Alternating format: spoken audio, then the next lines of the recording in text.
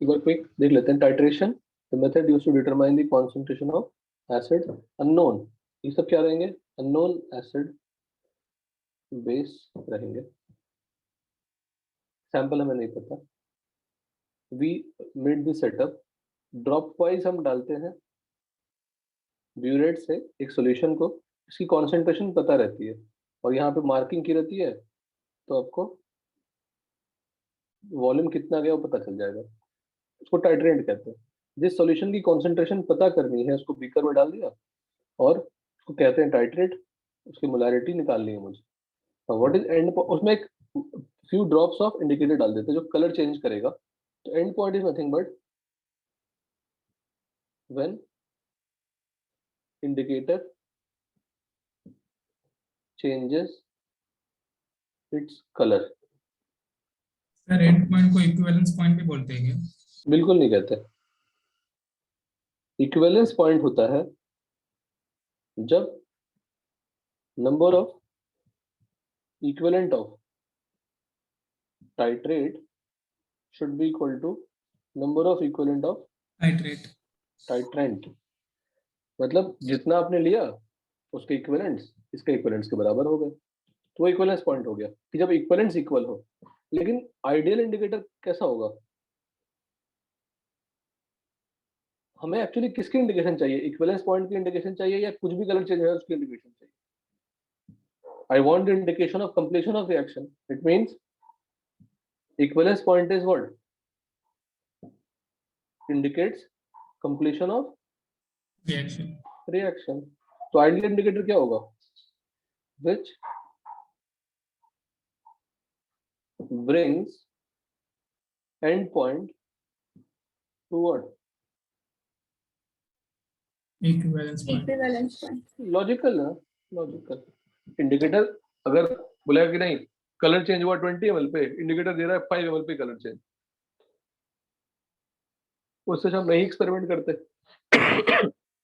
गलत इंडिकेशन मिलेगा। तो एग्जैक्टली तो नहीं होता, हमेशा आसपास रहता है। अगर क्लोजर रहेगा तो ठीक है। अगर 40 ml पे इंडिकेशन मिलना चाहिए था, 40.01 पे मिला या 39.9 पे मिला, फर्क नहीं पड़ेगा। तो indicator will show the colour change, so its colour change when the expected to be showing the color change at equivalence point। But अगर अगल बगल होता है तो उसको एंड पॉइंट कहते हैं, उसको इक्विवेलेंस पॉइंट नहीं कहते। आइडियल इंडिकेटर के लिए क्या होगा बोलो? एंड पॉइंट को इक्विवेलेंस पॉइंट पे रहता है। बस, हाँ।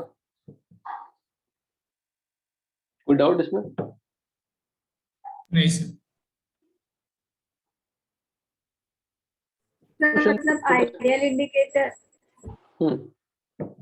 बोलो। तो मतलब आइडियल इंडिकेटर इक्विवेलेंस पॉइंट जब होगा तभी उसका कलर चेंज करेगा। हाँ, तो वही होना भी चाहिए ना।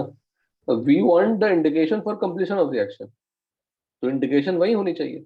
लेकिन कलर चेंज आगे पीछे भी थोड़ा बहुत होता है, तो एक प्रैक्टिकल कर रहे हैं, थोड़ा बहुत हो सकता है। अब वो इंडिकेटर की प्रॉपर्टी क्या होती है, वो क्यों कलर चेंज करते हैं, उसकी कलर किसके कारण होती है, वो सब बात की बात है, वो आयनिक इक्विलिब्रियम चैप्टर का है। बस यहाँ पे बस मोटिव यही है कि कलर चेंज करता है। थोड़ा सा क्वेश्चन मेरे साथ करिए। 20 ml solution of a dibasic acid. अगर आपको लिखना भी हो तो क्लास नोट्स को ही लिखिए, और वो नोट्स डिटेल नोट्स आप पढ़ लेना, है ना ओमकार? वो भी कर सकते हैं, तो आपके पास एक एडिशनल भी रहेगा। 0.2 molar solution, calculate molarity of acid. तो मेरी हिम्मत ही नहीं होती है, जब आप, मुझे हिम्मत पढ़ाने की होती ही नहीं है अगर आपको बेसिक्स ही नहीं पता, बेसिक्स ही आप पढ़ के नहीं आए हैं, रिवाइज नहीं करके आए हैं, तो एक्स्ट्रा आप क्या पढ़ाओ? मतलब क्या मोटिवेशन रहेगा पढ़ाने का, बताइए। दोबारा एन फैक्टर बताने की क्या लॉजिक है? कोई लॉजिक नहीं है। फिर भी बताया, उसके बाद पढ़ने के लिए कहा हमने आपको, पढ़ के आना कल तक।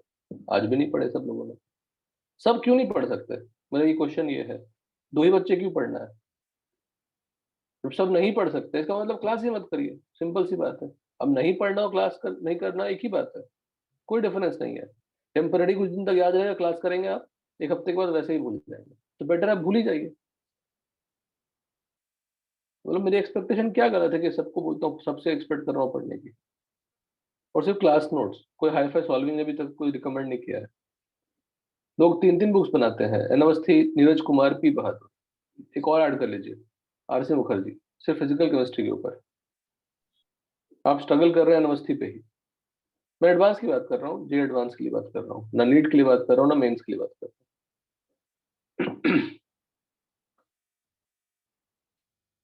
बुकलेट के अलावा, बुकलेट जो कर रहे हैं आप, उसके अलावा क्वेश्चन सॉल्व करिए।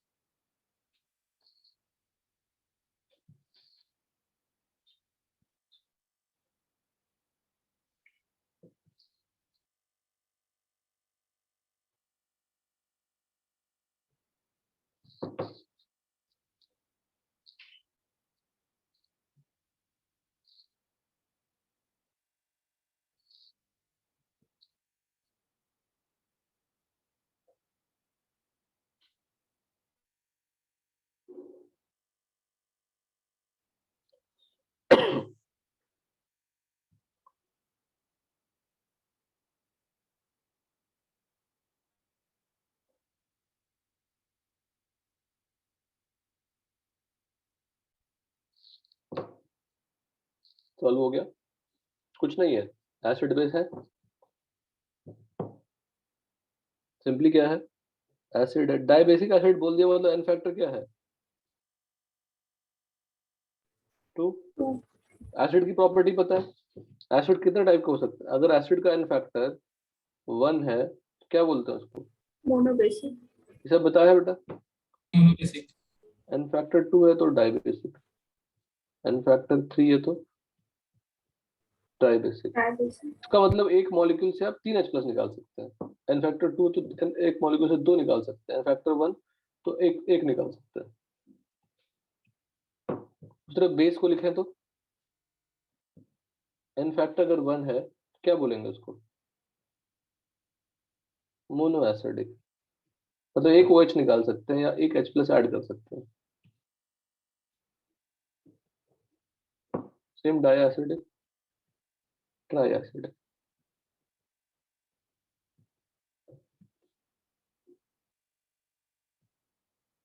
इसका आंसर 0.25 है। क्या बेटा, एक मिनट, हाँ 0.25, वेरी गुड। क्वेश्चन तो टफ हो ही नहीं सकते, बस अंडरस्टैंडिंग सब पढ़ा चुका हूँ पहले ही मैं, तो बस अभी इंट्रोडक्शन है और रिवीजन है, मैं रखता इसीलिए हूँ ताकि दोबारा पढ़ाऊँ, सोचो एक बार पढ़ेगा तो क्या ही याद रहेगा। और बिना रेडॉक्स के हम इलेक्ट्रो नहीं पढ़ सकते, इलेक्ट्रोकेमिस्ट्री बिल्कुल अधूरा है। एन फैक्टर इसका क्या होगा, 1, क्योंकि बेस कौन सा है, NaOH। ये क्या था, डाइबेसिक एसिड, कौन से एसिड वो हमें पता नहीं। Volume what we have taken 20 ml, molarity I don't know, यहाँ पे मोलैरिटी 2 मोलर और 50 50 ml। ml।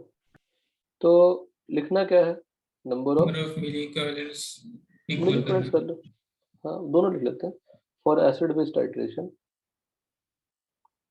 अब हाई फाई लिख दिया, टाइट्रेशन मतलब कुछ नहीं है, रिएक्शन है, फॉर एसिड बेस टाइट्रेशन मतलब acid base reaction, number of equivalent of acid reacted should be equal to number of equivalent of base reactor. base reacted।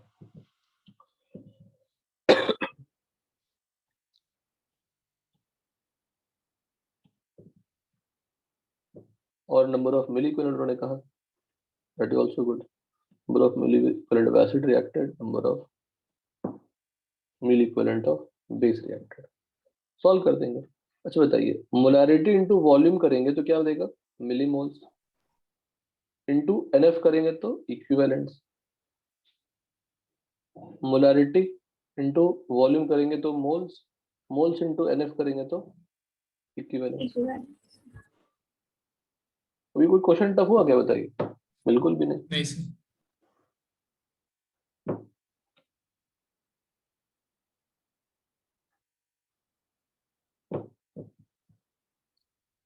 Titrant लिखो उसको, एक और लिख दो, टाइट्रेटिंग एजेंट।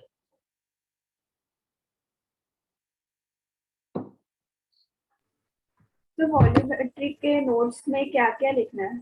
इधर से ही स्टार्ट करना है कि वो पहले वो का तो भी पुराने पुराने ही पढ़ा था ना, यहीं से लिख देना, यहीं से लिख लेना। तो इक्विवेलेंट बिट सब पढ़ाया हुआ है ना। हाँ सर। हाँ, नॉट रिक्वायर्ड, अब यहीं से लिख सकते हैं। आप लोग अच्छे से लिखे ही हैं, जिसको नहीं लिखा है वो स्टार्ट कर लेंगे वन से, वॉल्यूम पिक्चर वन से स्टार्ट कर लेंगे। तो लिखा है तो कोई मतलब नहीं है, कोई मतलब नहीं। उस जगह पे आप कुछ सॉल्विंग कर लेंगे, कुछ याद कर लेंगे। वॉल्यूम ऑफ टाइट्रेंट और टाइट्रेटिंग एजेंट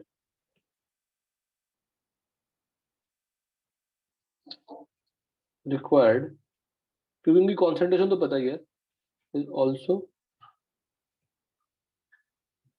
नोन एज,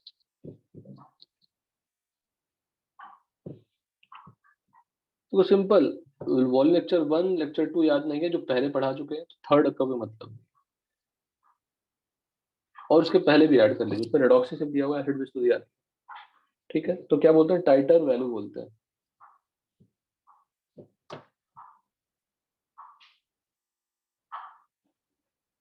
ठीक है। एक और क्वेश्चन कर लो। अब ये नोट्स के अलावा क्वेश्चन है, नोट्स में क्वेश्चन तो भरमार है, ठीक ठाक है मतलब, और ऐड कर दिया मैंने। Calculate the volume of 0.5 molar H3PO3 required to titrate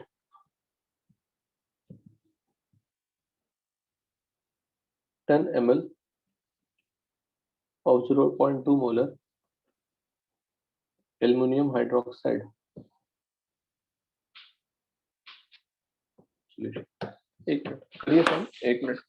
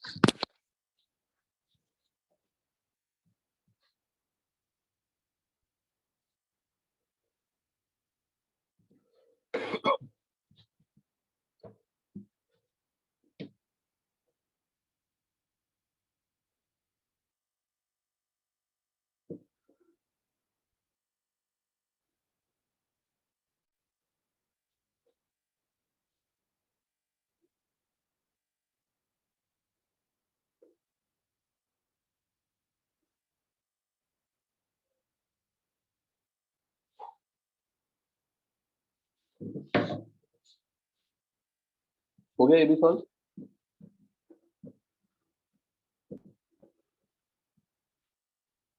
H3PO3 aluminum hydroxide sir 6 है क्या आंसर? 6 ml है, वेरी गुड। इनफैक्ट इसके फैक्टर क्या लिया आपने? H3PO3 का इनफैक्टर 2 और 2 है। NaOH था 2, इसका इनफैक्टर बिकॉज 3। एक H पी से अटैच होता है। हाँ सर, तो उसका इनफैक्टर 2 ही आएगा। वेरी हाँ good. Sir. 0.5 molar volume, 0.2 molar, और ये 10 ml। फिर से वही 0.5 इंटू वी क्या होगा, मिलीमोल। Millimoles, 0.2 into 10 millimoles. अब 0.5 into V into 2 milliequivalents, 0.2 into 10 into 3 milliequivalents, दोनों करनी क्या इक्वल। अब देख रहे हैं कि बहुत ज्यादा आसान है, कुछ भी नहीं, बस नाम के लिए था बस, ठीक। नेक्स्ट है आपका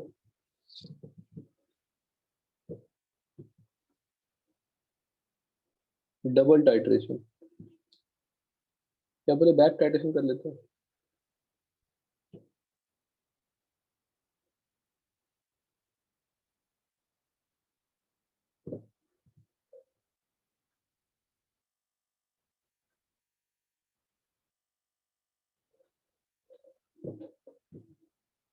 तो इसमें अब नोट्स में देखेंगे तो काफी डिटेल्स में थे। ना देखो कैसे करना है। मान लो एसिड एसिड से रिलेटेड कर रहा है, एसिड 1 प्लस बेस, ये हमने ले लिया एक्सेस, ठीक है। फिर रिएक्शन होगा तो क्या बचेगा, बताइए। सॉल्ट प्लस वाटर, नहीं, सॉल्ट तो बनेगा, क्या बचेगा, बेस। बेस बचेगा। इस बेस में हमने फिर से डाल दिया, तो अब हाई फाई वर्ड लिख रहे हैं, टाइट्रेटेड मतलब रिएक्टेड विथ एसिड 2, ठीक है। ये सिचुएशन है, एसिड 2 का मोलैरिटी एंड वॉल्यूम यूज्ड लिख रहा हूँ, बेस का मोलैरिटी 1 m1 v1 टेकन लिख रहा हूँ।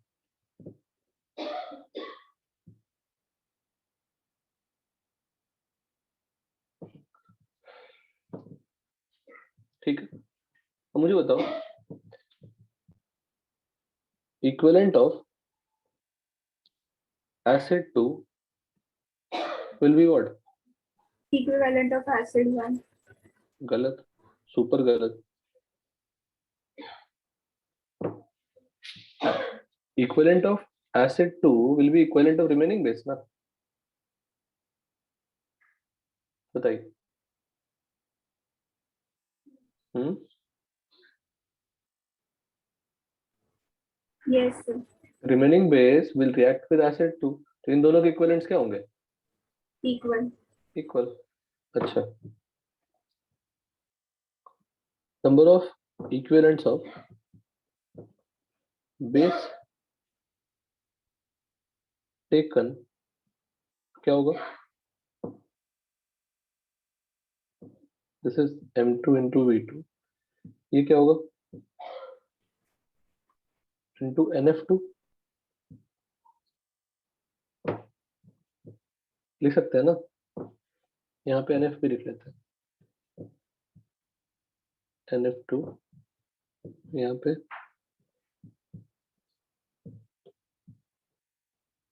nf1, ठीक है ना। तो number of equivalent of base taken क्या होगा, number of equivalents of acid 1 नहीं प्लस, कैसे कैसे बोल रहा हूँ, सर एक्सेस है ना। दैट प्लस रिमेनिंग बेस का ये। गुड, अब मुझे बताओ number of equivalent of base reacted with acid 1 क्या होगा, बताइए। Number of equivalent of base reacted with acid 1 क्या होगा, number of equivalent of base taken minus number of equivalents of remaining base, number of equivalent of remaining base. It should be m1 v1 into nf1 m2 v2 into nf2। अब बताओ number of equivalent of acid 1 क्या होगा,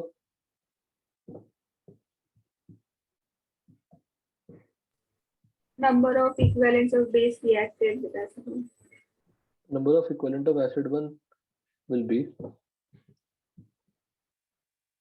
reacted होता नहीं because वो तो limiting reagent है ना, हाँ सर। तो number of equivalent of acid 1 क्या हो जाएगा, number of equivalent of base reacted with acid, with acid 1 that should be equal to m1 v1 nf1। फिर आप कहेंगे सर इसमें बैक टाइट्रेशन का मतलब क्या है, मतलब हुआ फर्स्ट रिएक्शन से क्या मुझे एसिड 1 का डेटा मिला, फर्स्ट रिएक्शन नहीं नहीं मिला, मुझे पता ही नहीं कितना बेस क्या क्या है, बट उसी बेस के साथ जो रिमेनिंग बच गया फिर से टाइट्रेशन कराया। फिर से टाइट मतलब क्या हुआ, back titration to get it. First reaction से नहीं मिलने के कारण we are doing again titration to get that. और अब मैं किससे करा रहा हूँ, पहले मैं कराया एसिड के बेस के साथ, फिर मैं कराया बेस को एसिड के साथ, बट यहाँ पे टेकन ही लिया, रिमेनिंग बेस है उसमें हम ड्रॉप वाइज डाल रहे हैं है ना, हेलो, उसमें हम हाँ ड्रॉप वाइज सर। डाल रहे हैं। तो ड्रॉप वाइज अगर डालेंगे उसमें तो सिंपली उसके वॉल्यूम मुझे मिल जाएंगे एसिड 2 के।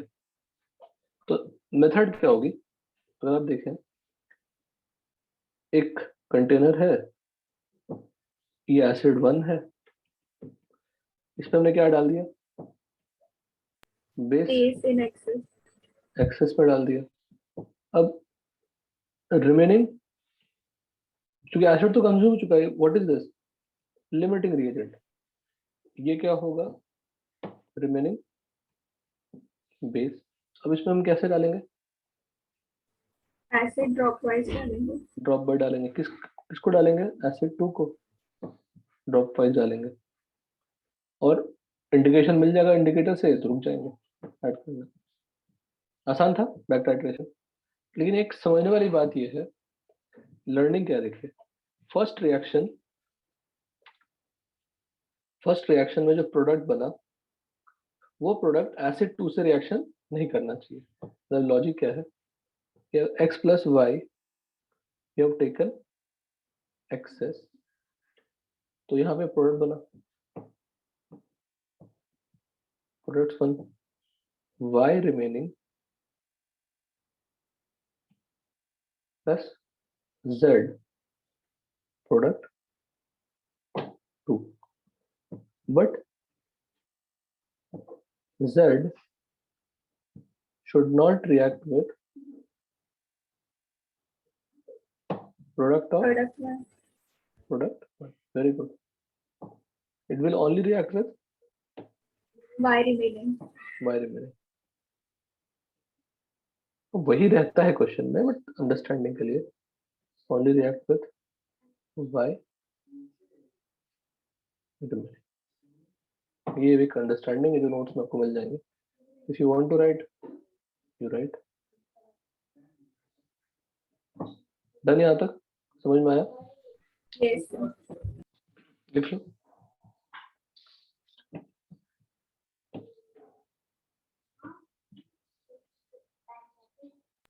सर इसके पहले का नहीं लिखा है तो ये बाद में लिखूं क्या पूरा नहीं? हाँ, बाद में लिख लो। कहाँ तक नहीं लिखा आपने? तो ये स्टार्ट नहीं किया, बस सॉल्विंग किया। अच्छा, तो ये भी स्टार्ट नहीं किया, नहीं सर। तो स्पेस छोड़ दीजिए बेटा, स्पेस छोड़ दीजिए, 1 2 3, ये भी स्पेस छोड़ दीजिए। अब क्वेश्चन ही लिखिए, फिर नहीं लिखा ना आपने, क्वेश्चन लिखिए। क्वेश्चन करना ज्यादा इंपॉर्टेंट है ना, फिर से थ्योरी समझ में आ गई, थ्योरी हाँ में सर। डाउट हुआ, कोई डाउट नहीं थ्योरी में, क्वेश्चन कर लेते हैं। 50 ml of 0.5 molar H2SO4 is added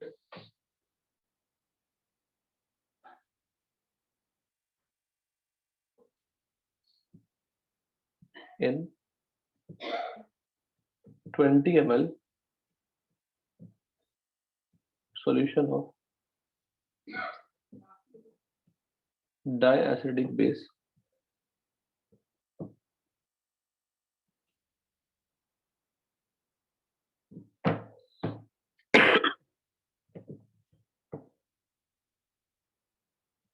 The obtained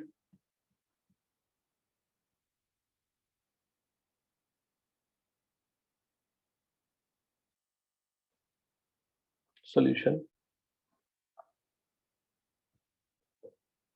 required 10 ml of 0.1 molar NaOH for titration of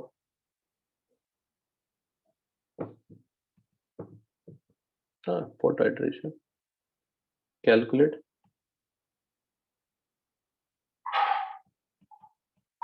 अब यहाँ पे 2 रिएक्शन दे दिया, दोनों में वही लगाना है, number of equivalent should be same. Diacidic base. करिए सॉल्व।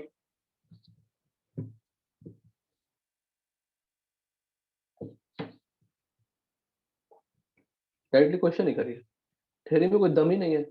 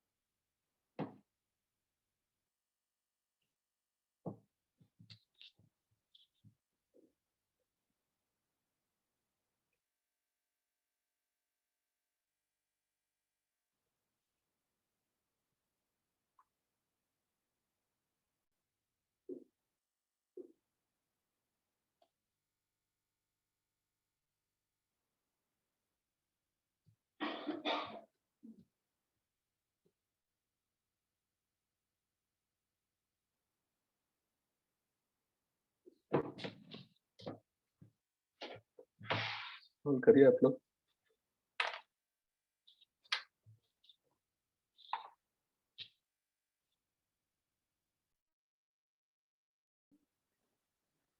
सॉल्व हुआ? सर फर्स्ट का आंसर 1.275 है। 225 या 275? 275। 275 चेक कर लेते हैं। सर मुझे 225 है, 225 सही है, 1.225 सही है।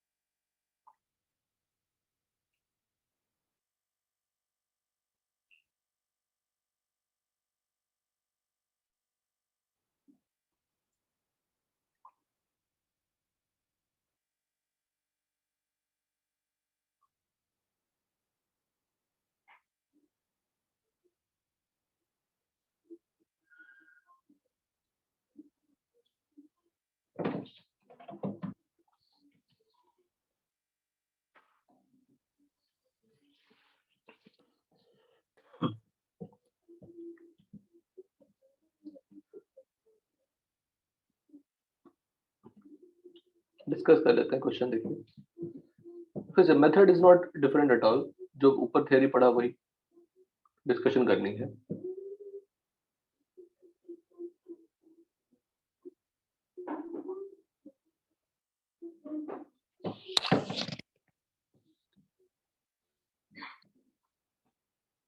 हमने बाद में क्या ऐड किया? बेस ऐड किया ना बाद में। हाँ सर। हाँ इन सर। दोनों में क्या, जो इन दोनों में क्या एक्सेस होगा फिर? बोलो। Acid. Acid.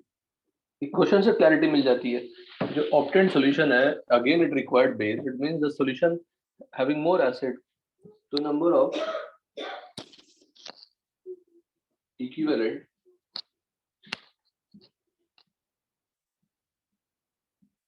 simply mill equivalent of H2SO4 remaining will be nothing but 0.1 into 10 into what? 1.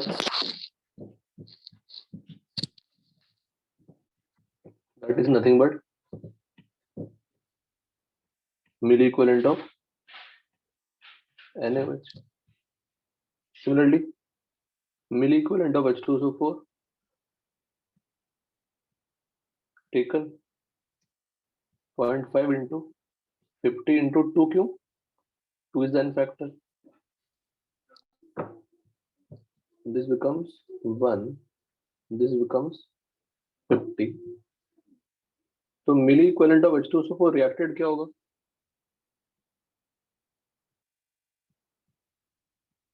-1 that is 49.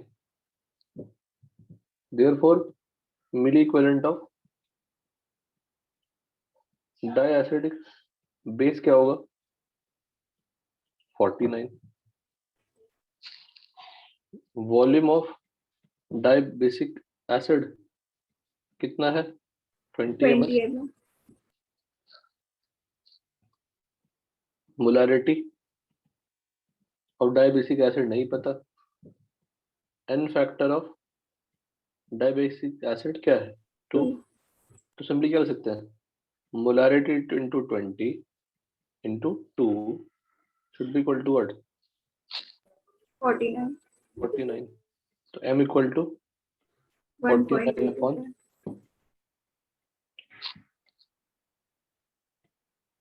Molar. Again sir ऊपर जैसे हम लोग ने लास्ट स्टेप में लिखा था ना कि ये वाला नहीं सर. हाँ, ये number of equivalent of acid 1 equal to. तो हाँ, उतना याद करके डायरेक्ट फॉर्मूला. बिल्कुल वही करना है. वो तो समझाने में टाइम लगेगी. वही करना है. इतना तो लिखने के कोई मतलब नहीं है. क्वेश्चन क्या देखो बताता हूँ. क्वेश्चन सॉल्व कैसे करेंगे? कितने लिया मैंने? 0.5 इंटू 50 इंटू 2 लिया माइनस 0.1 इंटू 10 इंटू क्या लिया? 1 लिया. ये क्या मिला? Equivalent of base remaining used to react with H2SO4 upon कर देंगे 20. तो क्या मिलेगा बताओ? नॉर्मेलिटी. Yes sir.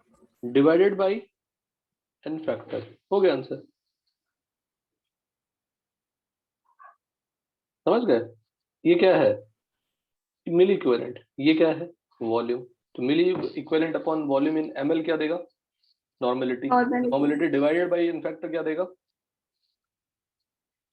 मोलारिटी. तो क्वेश्चन पढ़ के दिशा इतना ही लिखना है फटक से. ये लिख दिया मतलब क्वेश्चन सॉल्व हो गई ना. हाँ सर. जब ऐसा एक्सप्रेशन लिख लेंगे क्वेश्चन पढ़ के मतलब you are on the right track. तो जहाँ समझाना था तो इतना डिटेल में समझाया. लिखना तो कुछ है ही नहीं. अगर ओरली हो जाता है तो मन में कर लेंगे सब. नेक्स्ट क्वेश्चन भी कर लिया? नहीं सर, अभी तक नहीं स्टार्ट किया. करिए.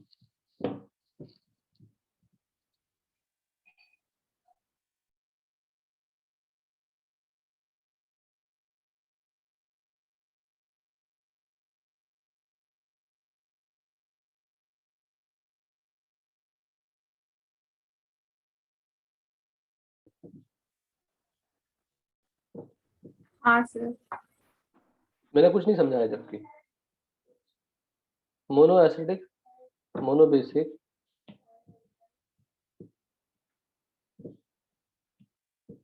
मोनो बेसिक एसिड इसका सिंपल सा मतलब ये n फैक्टर क्या है? 1. कितना ml लिया मैंने इसका यूज करने में? 20 ml. और NaOH n फैक्टर इसकी क्या होती है? 1. 20 ml इसका भी लिया. 50 ml लिया इसका. 20 ml लिया इसका. 0.2 मोलर. ठीक. अब यहाँ पे क्या अननोन क्वांटिटी है? मोलारिटी, मोलारिटी तो molarity into 50 into 1, 0.2 into 20 into 1, तो m इक्वल टू क्या आ जाएगा?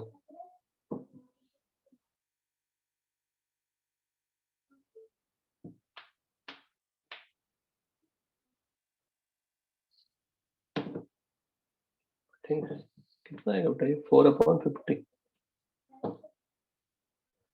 4/50 दैट इज 0.08 मोलर, मोलर का गया।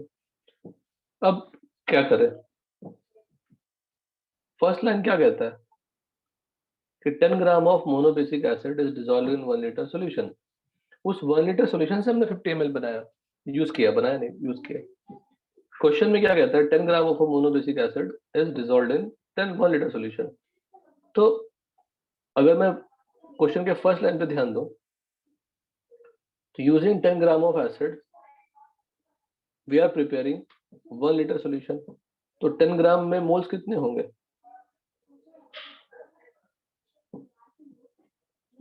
एमएस मोलर मास होगा। ये मोल्स हो जाएंगे, तो मोलारिटी तो का फॉर्मूला क्या होगा? 125 आता है। हाँ, तो पहले ही आना चाहिए था ना बच्चा। हाँ सर। तो तुम गलती कहाँ की तो 12.5 आया? सर पता नहीं। लो, पता ही नहीं, ठीक है। तो m equal to 10/x/1। Molarity क्या होती है? Number of moles upon volume, और ये कितनी दी हुई है? 0.08।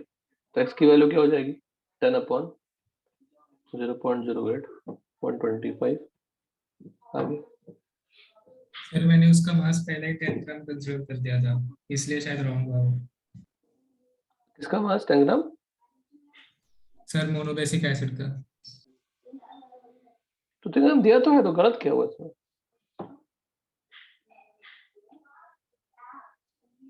देखो सिंपल है क्वेश्चन। अब देखो क्वेश्चन में क्या लर्निंग है आपकी। क्वेश्चन में लर्निंग है कि they will prepare a solution first, they will not give directly molarity. यहाँ पे क्या किया उन्होंने? 20 ml of 50 ml of 0.5 molar H2SO4 directly बोल दिया ना, डायरेक्टली बोल दिया मोलारिटी। इसकी जगह पे नहीं बोल के वो क्या बोलेंगे? बोलेंगे 5 moles is dissolve in 10 litre H2SO4, 10 litre solution. तो मोलारिटी क्या होगी? 0.5 ही होगी ना। 0.5। तो मोलारिटी डायरेक्टली नहीं देके वो बनवा लेंगे आपसे, सॉल्यूशन बनाओ मेरे साथ, मोलारिटी निकालो, फिर उससे यूज करो। तो 50 ml ऑफ दिस, तो ये हमने बनाया, इसका यूज कितना किया? 50 ml। This is the concept, this is the kind of question they can ask. कोई बड़ी बात नहीं है, एक स्टेप और बढ़ा दिया बस उन्होंने। ऐसा तो कभी नहीं आएगा ना कि मोलारिटी दिया, वॉल्यूम दिया, मोल्स निकालो। ये क्वेश्चन तो कभी नहीं आएगा। क्लियर? यस सर, नीचे वाला क्वेश्चन दिखाओ ना सर एक बार। हाँ बेटा, कुछ था ही नहीं इसमें, जो सबसे आसान क्वेश्चन था कि एक का मोलारिटी दिया हुआ है और मोलारिटी से आप मोलर मास निकाल लिया आपने।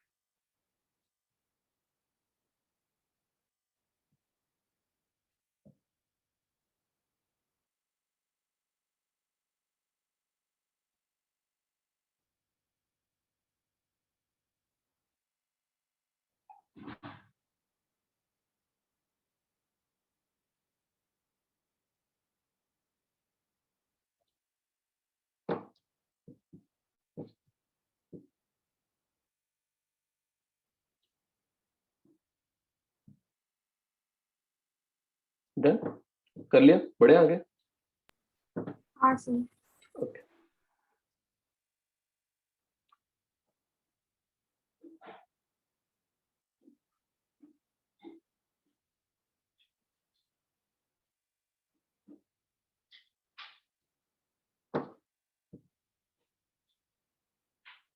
माधवी देयर,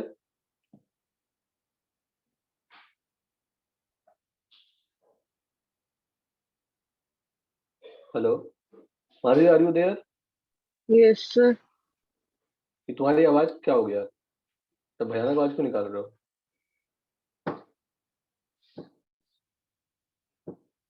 समझ में आया बेटा माधवी? हाँ सर समझा। पक्का? फिर तो नहीं हाँ मिलेंगे तो बोल नहीं ना बोलिएगा सर समझ में नहीं आया। हाँ सर। तो तुम्हें समझ में सब आता है, तो डोंट अंडरस्टिमेट योरसेल्फ। समझ में नहीं आया होगा, और बहुत आसान चीज डिस्कस की है, इक्विवेलेंट इक्वेट करवाया है सर।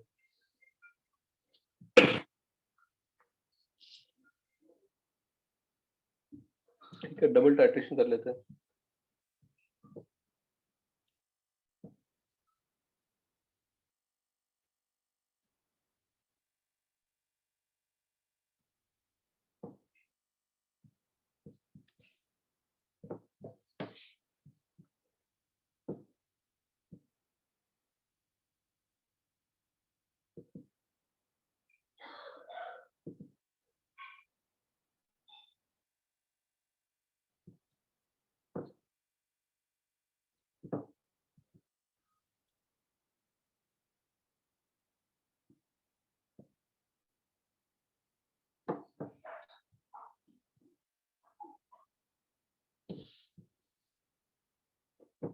देखिए, और डबल टाइट्रेशन का मेन मोटिव क्या है? डबल टाइट्रेशन में हम लोग बेस एसिड बेस ही करते हैं, कोई हाई रेडॉक्स तो नहीं करते। इसमें सबसे इंपॉर्टेंट है use to find percentage composition of mixture of base.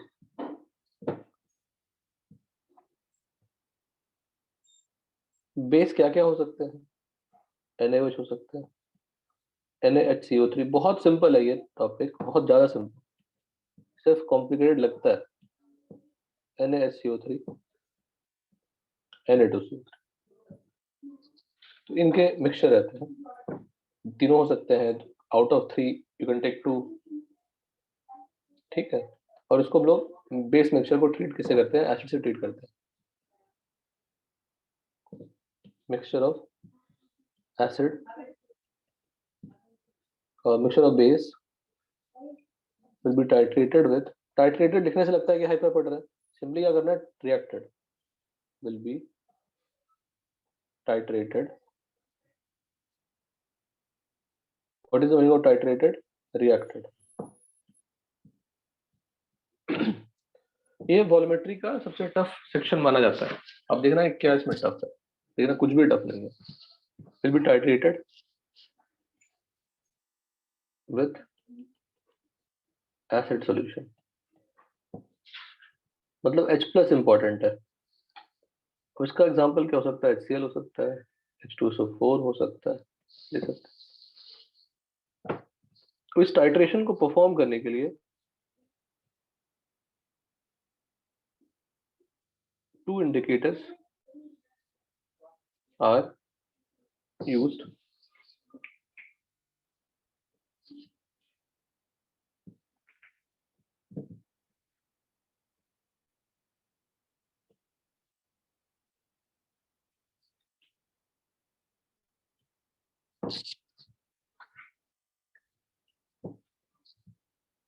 एक मिथाइल ऑरेंज और एक फिनोल्फथलीन।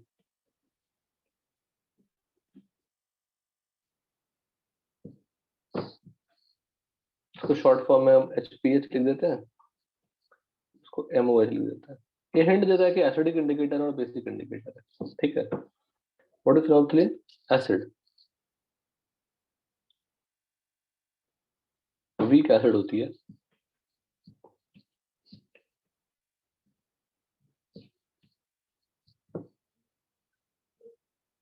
ऑर्गेनिक वीक एसिड और ये ऑर्गेनिक वीक बेस।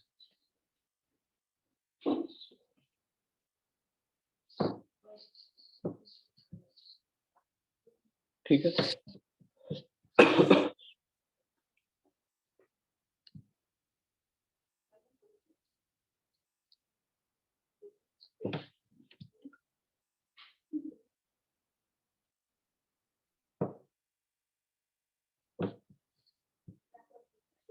समझ में आया? तो इन मिक्सचर और बेस रहेंगे, उसकी कॉम्पोजिशन को आइडेंटिफाई करना सीखना है। पर उसके पहले कुछ बेसिक चीजें समझने की कोशिश करिए। What is n factor of NaOH? 1. What is n factor of NaHCO3? And what is n factor of Na2CO3?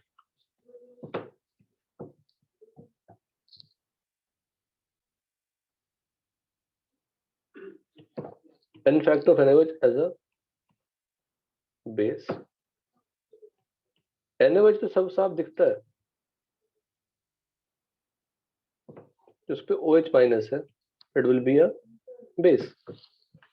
But why NaSCO3 is a base? Why Na2CO3 is a base? Can you explain? Anyone?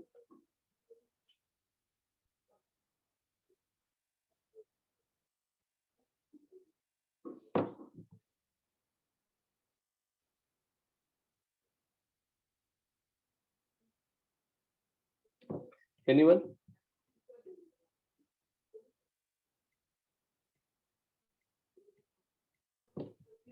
So because it can donate OH minus.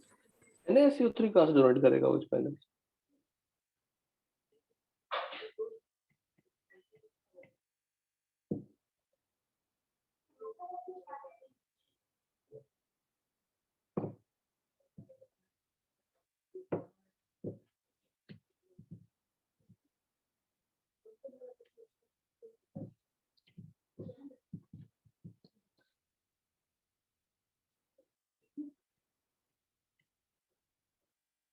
बताइए। Sir, anyone? because it can lose electrons. ना, क्या बोलते हो? What is the n factor of base? Tell me. When you know this, still you are doing wrong thing. बताइए। Acidity. हाँ, explain करो। अब हर चीज स्टेप बाय स्टेप नहीं पूछूंगा ना। What is acidity? What is acidity? Can you get any idea about acidity? जब तो उसको एक्सप्लेन नहीं करोगे आप। बताइए। The number of OH minus displaced per molecule. फिर से आधा बोल के छोड़ दिए। Sir, The number of H plus H plus H plus accepted per तो ऐसा molecule. क्यों करते हो आप? पूरा ही कर लो ना। तो NaOH is losing OH minus और NaOH का जो OH है वो एक्सेप्टिंग H प्लस, ये भी तो बोल सकते हैं। NaOH का जो OH minus है, it is accepting H plus to form what? H2O. H2O. But if I talk about Na2CO3, Na2CO3 अगर HCl से रिएक्शन करेगा, Na2CO3 के पास OH minus नहीं है। क्या हुआ इस रिएक्शन में? What happened?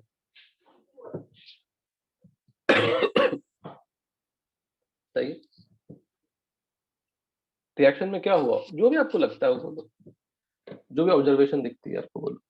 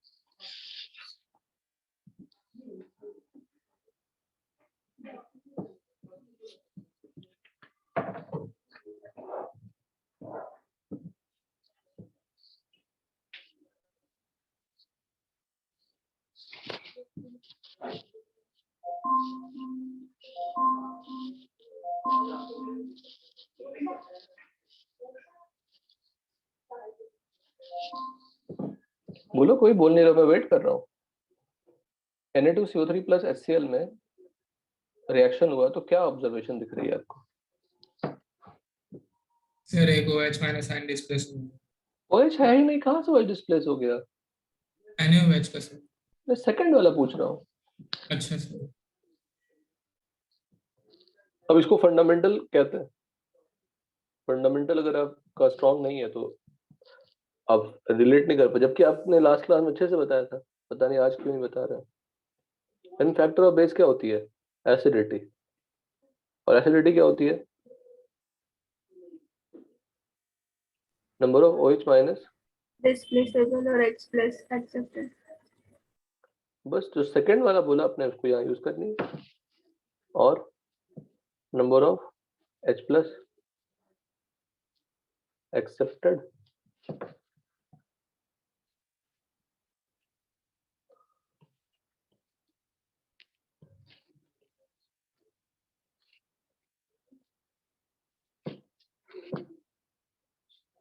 पर मॉलिक्यूल यही है ना? हाँ sir. Acidity. Acidity is nothing but this. तो अगर मैंने Na2CO3 की बात किया तो Na2CO3 में क्या प्रेजेंट है?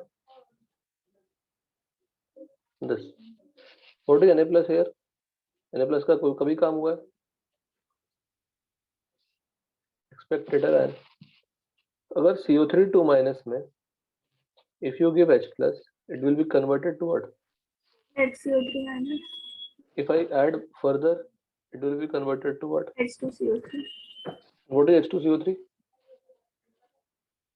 It's a combination of H2O plus CO2. Now in place of CO3 2 minus if I write Na2CO3 तो ये क्या फॉर्म होगा उससे? NaHCO3 minus. ठीक है, तो इससे ये कन्वर्ट होने में कितने H प्लस एक्सेप्ट हुए? एक। बोलो, क्लियर? Yes. फैक्टर क्या होगा? 1. पर अगर मैंने Na2CO3 से डायरेक्टली H2CO3 की बात कर रहा हूँ 2. तो when Na2CO3 is converted to NaSCO3 its N factor will be 1. When Na2CO3 is converted to H2CO3 its N factor will be 2. Clarity है? Yes sir. तो जो हमने यहाँ लिखा Na2CO3 plus HCl तो ये किसमें कन्वर्ट हुआ? HCO3. तो इस रिएक्शन में N फैक्टर क्या होगी? 1. 1 होगी। वही NaSCO3 अगर HCl के साथ रिएक्शन किया it will form NaCl plus. What is the N factor of NaSCO3? 1. 1. If I add this to reaction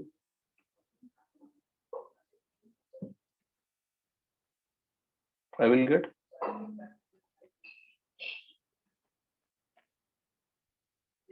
this. ये समझ में आया? बताइए। हाँ सर. हाँ,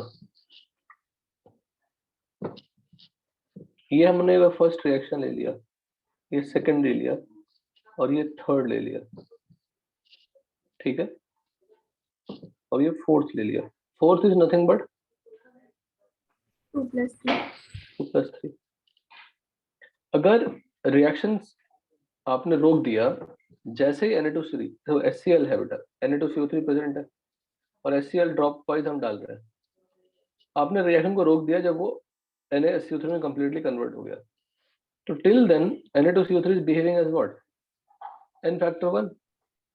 पर अगर आपने रिएक्शन तब रोका Na2CO3 कन्वर्ट हुआ NaSCO3 में, तो formed NaSCO3 again reacts with what? HCl। अच्छा। इसमें कन्वर्ट होगा। मतलब बेसिकली क्या किया आपने? Na2CO3 किसमें कन्वर्ट किया? H2CO3 में। H2CO3. N फैक्टर क्या हो गई? 2। 2. 2 क्लैरिटी बताइए. Yes, sir.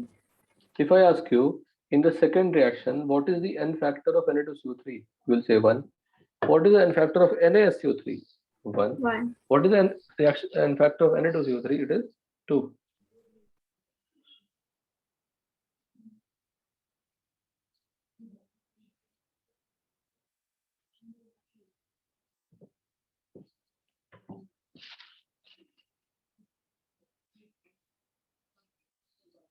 ठीक है. मास तुम्हें चेक नहीं किया.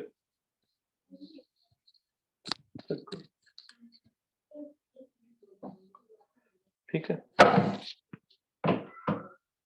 ये अंडरस्टैंडिंग होनी चाहिए. और यहाँ पे जो हमने समझाया आपको ये वाला part, if I ask you what is the n factor of SCO3 minus when it is converted to H2CO3, तो क्या बोलोगे? 1. 1. नो, बेसिक स्ट्रेंथ और कंपेयर करें तो NaOH है more stronger than Na2CO3 then NaSCO3. Reason क्या है कि Na2CO3 में आपने ऑलरेडी H+ ऐड कर दिया, तो उसमें एसिडिक कैरेक्टर भी आ गई है, तो उसकी बेसिक कैरेक्टर क्या हो जाएगी? कम हो जाएगी. दूसरी लर्निंग यहाँ पे मान लीजिए सॉल्यूशन में important, very very important, solution में मान लो NaOH प्रेजेंट है और Na2CO3 दोनों प्रेजेंट है. ड्रॉप वाइज हम ऐड कर रहे हैं H+ मतलब क्या ऐड कर रहे हैं? HCl ऐड कर रहे हैं. तो वो H+ किसको टच करेगा जब सब तीनों ही बेस हैं? तो NaOH को टच करेगा. क्यों? क्योंकि वो स्ट्रॉन्ग बेस है और वो खत्म होने के बाद Na2CO3 ये सब भी पढ़ाया था, ये सब भी पढ़ाया था पहले. हाँ सर. ये सब पढ़ाया हुआ है. सिर्फ डबल टाइट्रेशन नहीं पढ़ाया था, डबल टाइट्रेशन की बैकग्राउंड इंपॉर्टेंट चीजें सब पढ़ाया था. तो any acid will touch that base in the mixture which is stronger base. Yes, sir. कोई डाउट? No sir. अब मान लीजिए मेरे पास मिक्सचर में NaOH और Na2CO3 दोनों ही हैं. ठीक है, तो मिक्सचर में NaOH और Na2CO3 दोनों ही हैं और जैसे ही Na2CO3 NaOH मान ली खत्म हो गया, नो डाउट NaOH खत्म हो गया मान लो, still if you add HCl it will be consumed by Na2CO3. The Na2CO3 will be converted to what? NaHCO3. तो मान ली 10 मॉलिक्यूल थे Na2CO3 के, 5 मॉलिक्यूल HCl डाला, तो it will be left out some and it is formed NaHCO3. so if you add HCl, Na2CO3, some part of Na2CO3 will be converted to NaSCO3. After some time you will observe what the mixture contains Na2CO3 as well as NaSCO3 both. Now you are adding H+. What will happen? It will react with what? Na2CO3. Remaining Na2CO3. Until and unless all the Na2CO3 will be converted to NaSCO3, further reaction with NaSCO3 will not take place. बात समझ में आई? जब तक सारे Na2CO3 खत्म नहीं हो जाते और कन्वर्ट नहीं हो जाते NaSCO3 में, तब तक H+ NaSCO3 का टच नहीं करेगा. नहीं करेगा. बस और बस इतनी ही लर्निंग है, यही समझना है आपको. अब लर्निंग देखिए क्या है. फिनोप्थलीन क्या करता है?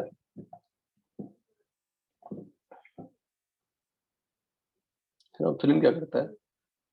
अगर आपने सिर्फ NaOH लिया, कुछ नहीं लिया और सिर्फ NaOH लिया, HCl डाल रहे हैं, जैसे ही सारा NaOH खत्म होगा ना, it will change its colour. ठीक है, मान लीजिए आपने NaOH और Na2CO3 दोनों ही ले लिया, तो कलर कब चेंज होगा? अब ये इंफॉर्मेशन NaOH कंज्यूम होने के बाद. नहीं, NaOH खत्म होगा, उसके बाद भी तो बेस प्रेजेंट है. हेलो, हाँ सर. उसके बाद जब बेस प्रेजेंट है तो colour will change when second reaction will take place. It means NaSCO3 से रिएक्शन होने का जो इंडिकेशन है वो कौन नहीं दिखाएगा? फिनोप्थलीन नहीं दिखाएगा. फिर से सुनिएगा ध्यान से, हमने सिर्फ NaOH लिया, ठीक, अगर सिर्फ हमने NaOH लिया, हेलो, हमने सिर्फ अगर NaOH लिया तो NaOH will react with HCl and the indication will be shown by the phenolphthalein. But if you take a mixture of NaOH and Na2CO3 both, तो हमारे पास दो बेस है, अब HCl ड्रॉप वाइज डाल रहे हैं, it will consume all the NaOH first, again it will start reacting with Na2CO3. जैसे ही all the Na2CO3 will be converted to NaSCO3, it will show the color change. Any doubt here? No, sir. No sir, मतलब third और fourth में indication वो, नहीं दिखाएगा। मतलब assume that कि हमने 1 और 3, मतलब हमने मिक्सचर ले लिया NaOH और Na2CO3 का, हमने ले लिया मिक्सचर NaOH और Na2CO3 का, 2 लिया ही नहीं मान लीजिए, तो कलर कब चेंज होगा? 1 पे।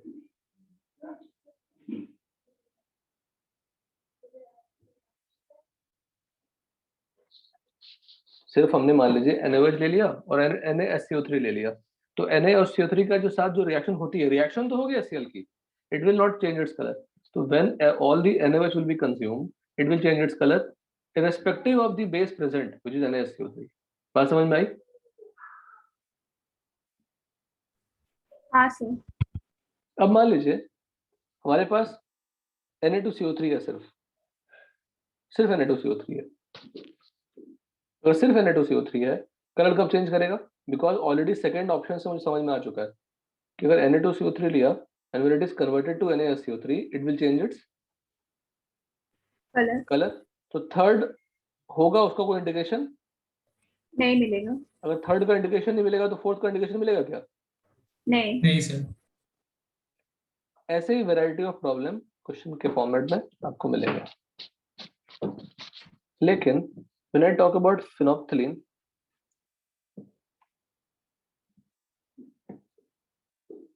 सिर्फ phenolphthalein ले रहे हैं,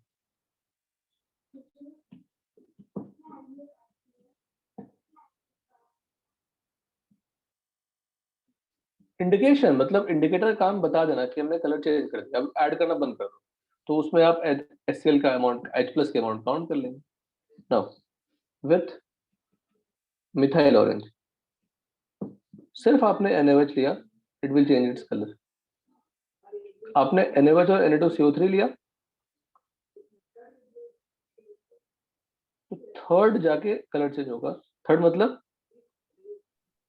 फोर्थ, NaHCO3 फोर्थ में भी। थर्ड का मतलब क्या है? हमने फर्स्ट लिया, कलर चेंज नहीं हुआ, सेकंड लिया, कलर चेंज नहीं हुआ, सेकंड पूरा हो गया, फिर सारे बने हुए NaSCO3 या अगर पहले से प्रेजेंट होगा तो कोई बात नहीं, total NaSCO3 will be consumed, then again जब थर्ड कंप्लीट हो जाएगी तो कलर चेंज करेगा वो। मतलब किस केस में नंबर ऑफ मोल ज्यादा कंज्यूम हो रहे हैं HCl के, किसके इंडिकेशन में? फिनोल्फथलीन में या मिथाइल ऑरेंज में? Methyl orange. मिथाइल ऑरेंज, ठीक है। अज्यूम दैट हमने सिर्फ सेकंड लिया, मतलब सिर्फ Na2CO3 लिया, तो कलर कब चेंज होगी? जब Second- third reaction complete third होगा, थर्ड होगा मतलब फोर्थ होगा ऑब्वियसली। सिर्फ हमने NaSCO3 लिया तो कलर कब चेंज हो जाएगा? उसी में, बिकॉज फोर्थ होने का कोई ऑप्शन ही नहीं है ना, सिर्फ थर्ड ही लिया हमने। क्लैरिटी है? यस। ये जो हमने अलग अलग बनाए हैं, ये क्या इंडिकेट करता है? फर्स्ट में क्या लिया? सिर्फ NaOH, सेकंड में क्या लिया? NaOH और Na2CO3 दोनों लिया, थर्ड में क्या लिया? NaOH और NaSCO3 दोनों लिया, फोर्थ में क्या लिया? सिर्फ क्या लिया? Na2CO3। Na2CO3।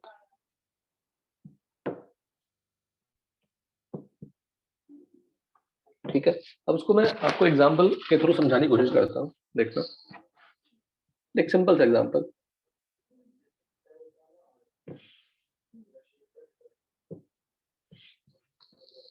देखिएगा।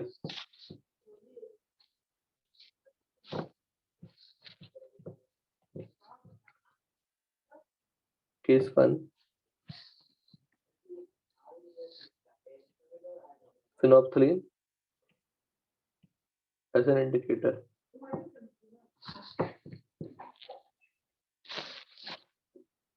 NaOH plus HCl will give NaCl plus H2O. Na2CO3 plus HCl will give NaCl plus, उसी पे कलर चेंज कर देता है, ठीक है ना?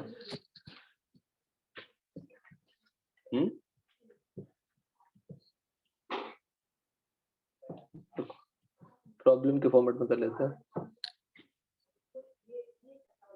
मिक्सचर में क्या लिया हमने? NaOH NaOH ले लेते हैं और Na2CO3 ले लेते हैं, बाद में आपको NaCO3 ऐड करा देंगे। ये दो मिक्सचर ले लिया हमने और ड्रॉप वाइज क्या ऐड कर रहे हैं? HCl ऐड कर रहे हैं, तो फिर H प्लस ऐड कर रहे हैं। H2SO4 ऐड करेंगे तो वो H प्लस का फैक्टर और HCl का फैक्टर क्या होता है? सेम ही होता है। देखिए अब phenolphthalein changes its color before NaSCO3 can react। तभी कलर चेंज कर देगा, तभी तो वो थर्ड का इंडिकेशन नहीं दे पा रहा है, टू पे ही कलर चेंज कर दे रहा है। टिल phenolphthalein एंड पॉइंट मतलब कलर चेंज करना, phenolphthalein एंड पॉइंट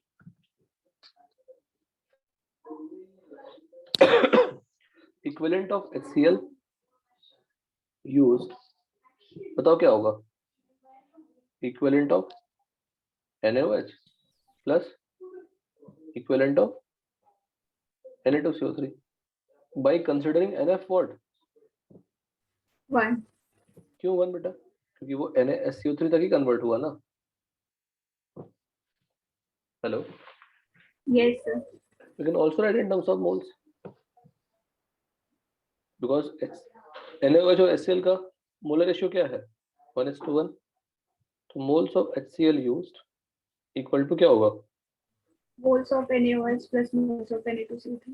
बिकॉज वहां भी मोल्स ऑफ Na2CO3, वहां भी 1:1 का रेशियो है ना, यहाँ पे भी। Hello, Yes, sir. अब अगर मैंने NaOH को A मोल्स ले लिया, इसको B मोल्स ले लिया, मान लीजिए मोल्स ले लिया,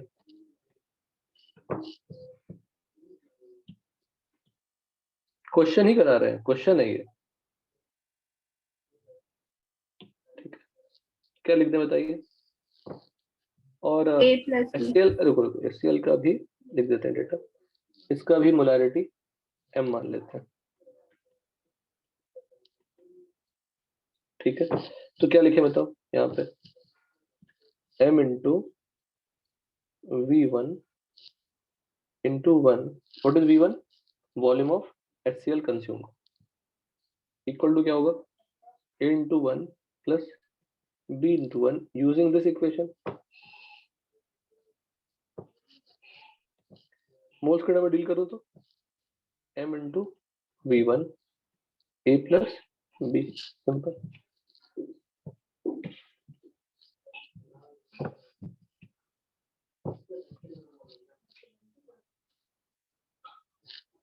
मिथाइल ऑरेंज, इधर सॉल्यूशन में क्या प्रेजेंट है जब कलर चेंज हो गया? तो फटाक से बोलिए।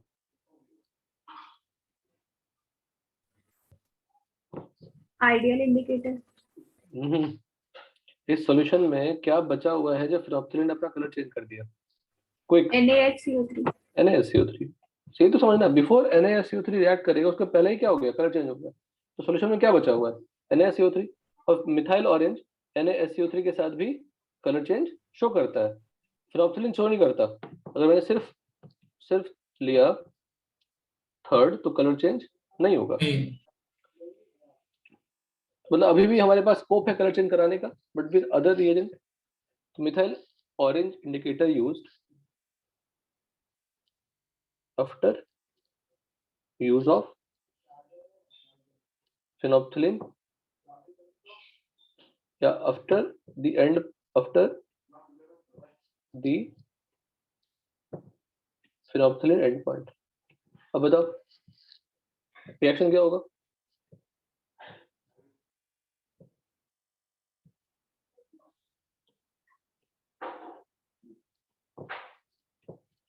बताइए what is left out?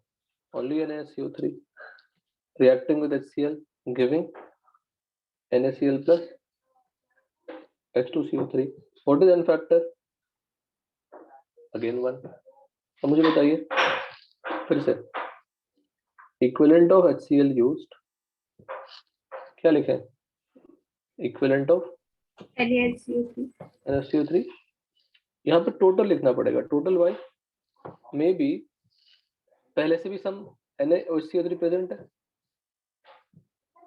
assume that पहले से भी NaCO3 प्रेजेंट है तो फिर ऑक्सीजन रिएक्ट नहीं करेगा ना. बताइए. हाँ सर. यहाँ पे मैंने उसको भी ऐड कर दिया, तीनों मिला दिया मिक्सचर में. तो number of equivalent of HCl used equal to equivalent of NaCO3 total, that is equal to equivalent of NaSCO3 initial plus equivalent of NaSCO3 form. अब बताइए यहाँ पे m इंटू क्या कर दे V2 कर लेते हैं into 1 should be equal to C plus C into 1 plus B into 1. कितना बना था NaSCO3? अगर आपने ये B लिया तो कितना बनेगा? B. B बनेगा. B ही बनेगा ना. 1:1 का रेशियो है. हाँ सर. हाँ सर. लिख दिया. If you deal with moles also, तो मोल्स के टर्म में डील करें तो M into V2 equal to C plus B. यहाँ बिकॉज तो मोल्स के टर्म में डील करें या इक्विवेलेंट्स के टर्म में डील करें कोई खास फर्क नहीं पड़ने वाला बिकॉज यहाँ पे भी 1:1 रेशियो है.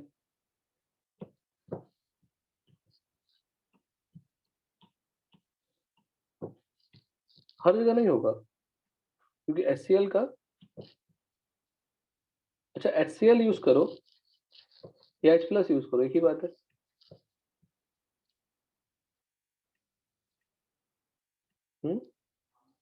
हाँ सर.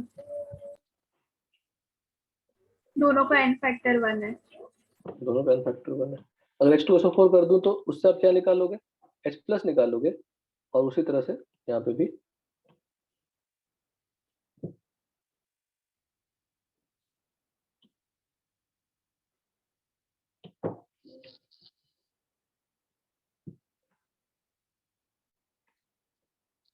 बस यहाँ पे करना क्या होगा तो मोल्स के टर्म में डील कर सकते हैं ना क्योंकि मुझे रिएक्शन तो पता ही है ना. तो it's better to deal with what moles only. Reaction नहीं पता होता है तो एन फैक्टर यूज करेंगे ना जो फटाफट करवा देगा. जब रिएक्शन ही पता है तो why should I unnecessary go into the concept of equivalent जब मोल्स ही काम चल जा रहा है. डन. यहाँ पे कोई doubt? No sir. C plus क्या आ जाएगा B. तो ये से वेरिएबल क्रिएट करेंगे और सॉल्व कर लेंगे. केस 2 क्या हो सकता है? Methyl orange as indicator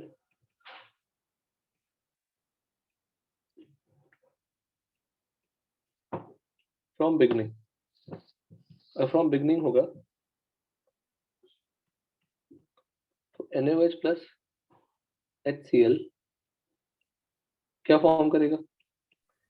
NaCl plus H. और Na2CO3 डायरेक्टली क्या फॉर्म करेगा?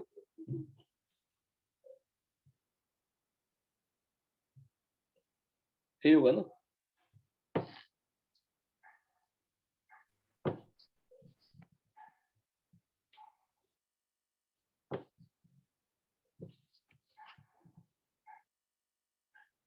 या स्टेप बाय स्टेप लिखना चाहते हैं?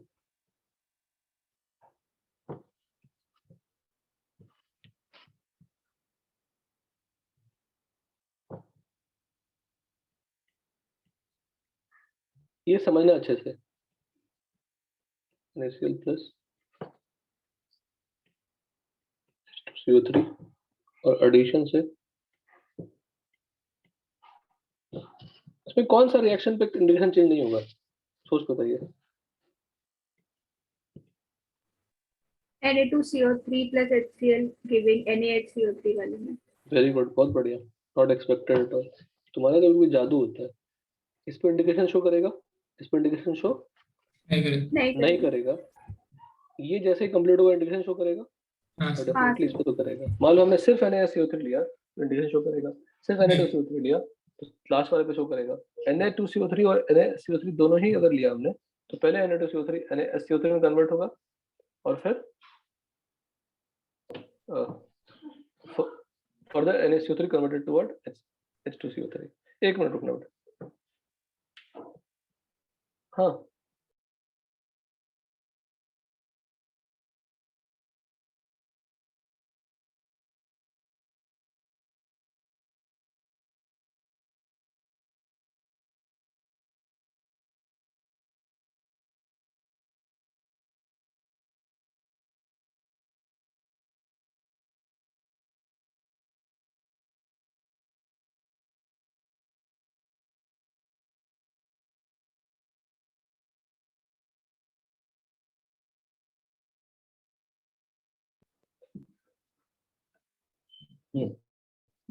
देखिए मुझे बताना, अब हमने ऑलरेडी लिया था, NaOH भी लिया था, B मोल्स लिया था और C मोल्स लिया था।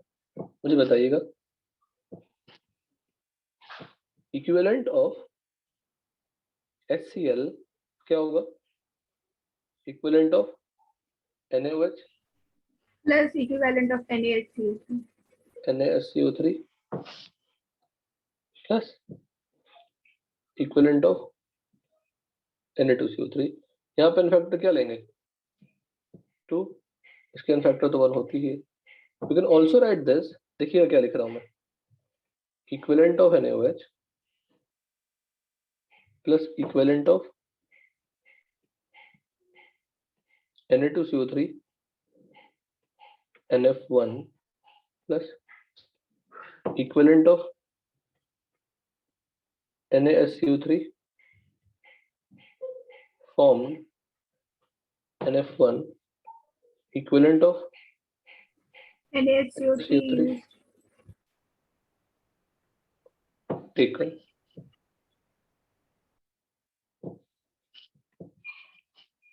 जिसको ये समझ में नहीं आया, प्लीज बताइए, मुश्किल तो है। देखिए यहाँ पे क्या किया मैंने, मतलब Na2CO3 जो लिया था उससे पहले NaSCO3 बनेगा, डेफिनेटली कलर चेंज होगी, फिर वो NaSCO3 फर्दर रिएक्शन करेंगे, तो टोटल कितने NaSCO3 होंगे?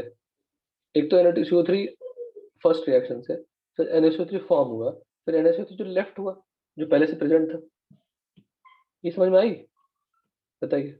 हाँ सर। तो यहाँ पे क्या हो जाएगा बताओ? M into V3 into 1 should be equal to A into 1 plus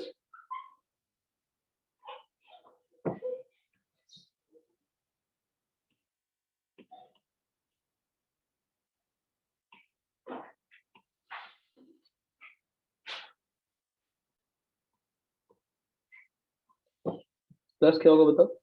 B into 2 2 plus C into 1, और क्या लिख सकते थे? A into 1 plus B into 1 plus B into 1, same ही चीज है। Yes sir. Step by step समझाया। फर्स्ट तो डायरेक्ट लिख दिया कि मुझे पता है कि Na2CO3 जब NaSCO3 में कन्वर्ट होगा तो कलर चेंज होगा, NaSCO फर्दर रिएक्ट होगा कलर चेंज होगा। अब स्टेप बाय स्टेप करके बता दिए। यहाँ तो कोई डाउट है? No sir.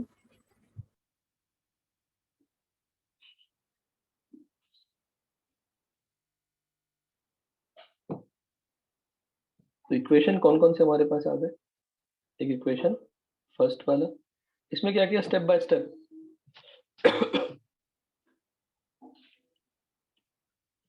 इसको आप लिख सकते हैं। केस ए के 2 पार्ट है, 2 पार्ट में कराना पड़ा रिएक्शन को। कंप्लीट तभी होगा रिएक्शन जब फाइनली सब कुछ रिएक्शन हो जाएंगे। तो केस 1 में 2 पार्ट में कराया, केस बी में डायरेक्टली कराया, तो हमारे पास 3 तरह के इक्वेशन जनरेट हो जाएंगे। क्लियर? हाँ, केस 1 में जब फिनोक्सिलिन का कलर चेंज हो जाएगा तो उसके बाद मिथाइल ऑरेंज डालेंगे ना? केस 1 में, और केस हाँ। को डायरेक्टली डाल देंगे, बिगनिंग में डाल देंगे। ठीक है? Yes sir. एक क्वेश्चन करिए सब लोग, क्वेश्चन से भी फिर थ्योरी सिखाऊंगा मैं, डोंट वरी। तो दो तरह से कर सकते हैं, पहले हम फिनॉक्सिन से करा लेंगे, जो बचा हुआ चीज उसमें मिथाइल में डाल के करा लेंगे, तो फिर डायरेक्टली मिथाइल से करा लेंगे।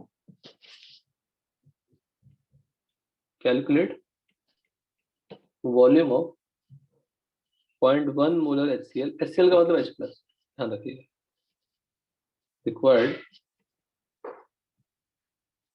To titrate mixture of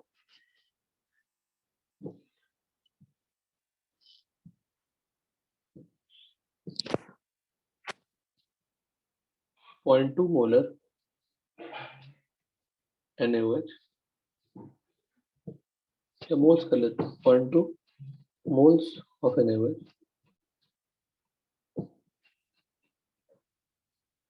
and 0.1 moles of NaSCO3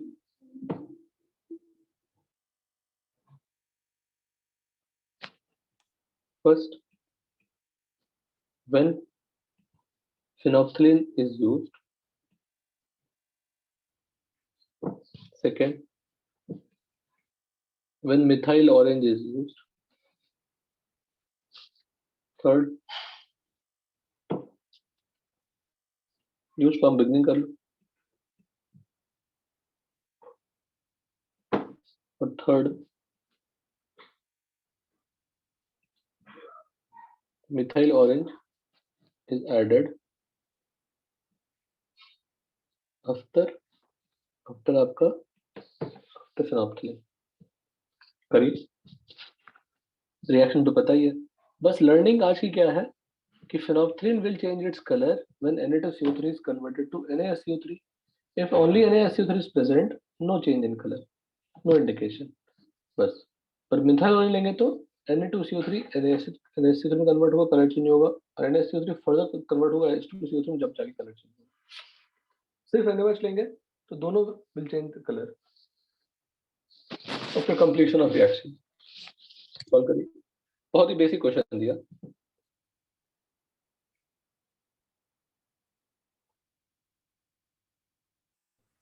sir ऊपर की इक्वेशंस दिखाओगे क्या? एक मिनट। अच्छा, वो दिखाना पड़ेगा ना, ये लिख लो ना सिर्फ, ये लिख लो ना सिर्फ, ये चार इक्वेशन जो 1 2 3 4 है ना, ये तो सॉल्यूशन यही है, यही सॉल्यूशन है। एक काम करो, इसकी स्क्रीनशॉट लो,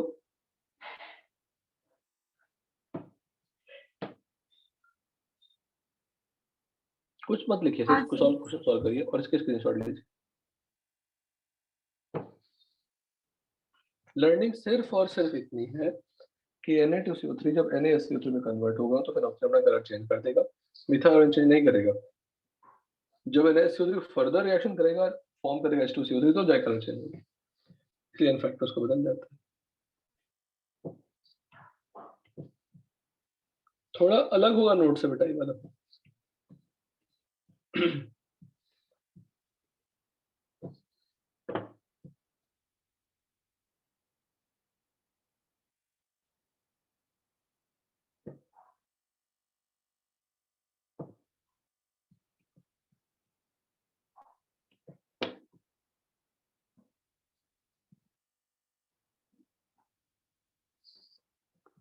सॉल्व करिए, क्वेश्चन मत लिखिए, सॉल्व करिए क्वेश्चन।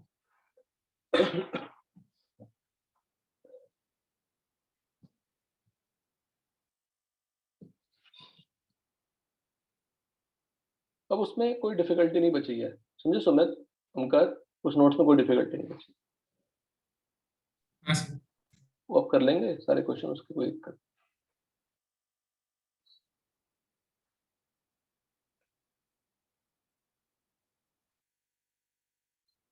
बस उसमें से आप लिस्ट आउट नोटबुक में लिख सकते हो, list of all the oxidizing agent and reducing agent, वो बड़ा इंपॉर्टेंट है, वो लिखवाया था उसमें।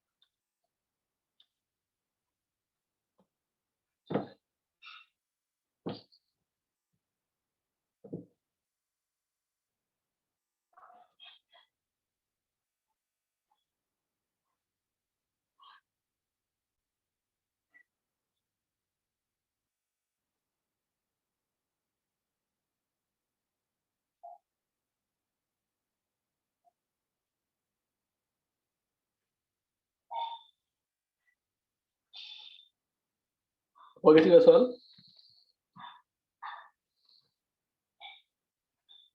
हेलो, तो ए का आंसर 2 है क्या? 2 लीटर ना? हाँ सर। सही है, बिल्कुल सही होगा ना। अब हमने NaSCO3 लेकर रखा है ना, तो NaSCO3 के साथ तो रिएक्शन दिखाएगा नहीं, इसके पहले दिखा देगा अलग से। तो फर्स्ट केस में क्या होगा? NaSCO3 के साथ रिएक्शन नहीं दिखाएगा, तो equivalent of HCl should be equal to equivalent of NaOH। Before reaction of NaSCO3 colour change कर देगा, तो 0.1 into V into 1, 0.2 into 1। Clear? From this V equal to 2 litre. 2 litre. Second one, अब second में methyl orange use from beginning, तो NaSCO3 भी reaction दिखाएगा converted to H2CO3। 3 litre.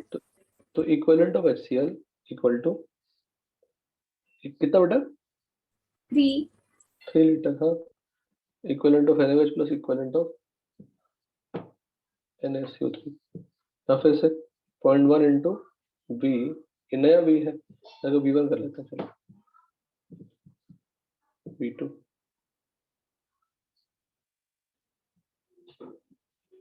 दोनों का n फैक्टर क्या होगा? 1।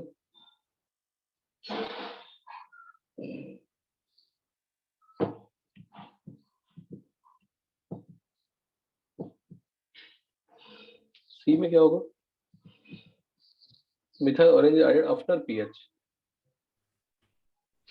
सर इसमें सिर्फ मिथाइल ऑरेंज वाला बताना है कि उसमें ऐड करेंगे फिनोक्सिलिन वाला भी? नहीं, methyl orange, when methyl orange is added after pH। तो ऑलरेडी NaOH तो कंज्यूम हो चुका है, तो सर 1 लीटर आएगा क्या? 1 litre. Equivalent of HCl is nothing but equivalent of after है ना, तो आफ्टर तो NaOH तो ऑलरेडी कंज्यूम हो चुका है, तो NaOH ऑलरेडी कंज्यूम हो चुका है, तो क्या बचा सर? NaSCO3 बचा।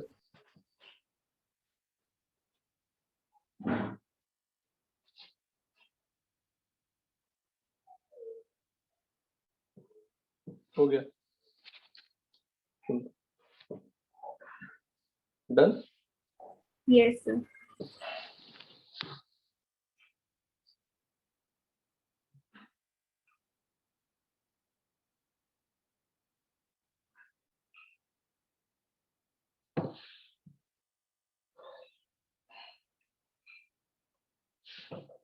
तो एक क्वेश्चन करो दूसरा।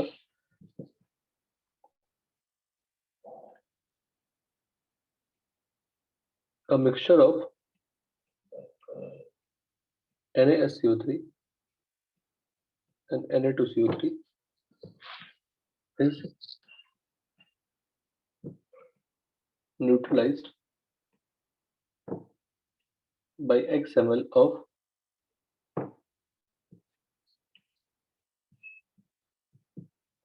1 molar HCl, या एक और टफ नहीं करते रहने दीजिए, 1 molar HCl by using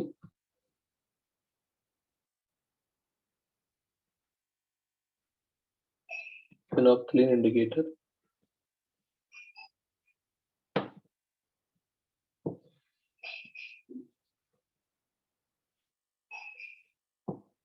the same mixture can be neutralized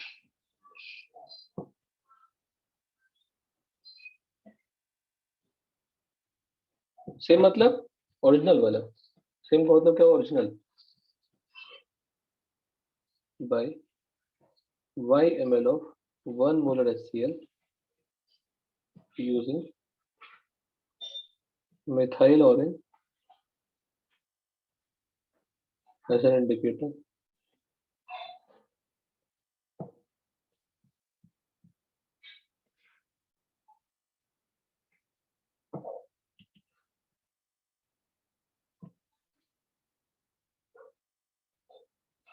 Moles of NaSCO3 and Na2CO3। Methyl orange को बिगिनिंग में स्टार्ट किया, समझ गया ना? दो सेपरेट एक्सपेरिमेंट हुआ, एक में हमने फिनोल्फथालीन यूज कर लिया, एक में हमने मिथाइल ऑरेंज यूज कर लिया विद द सेम मिक्सचर, ठीक है?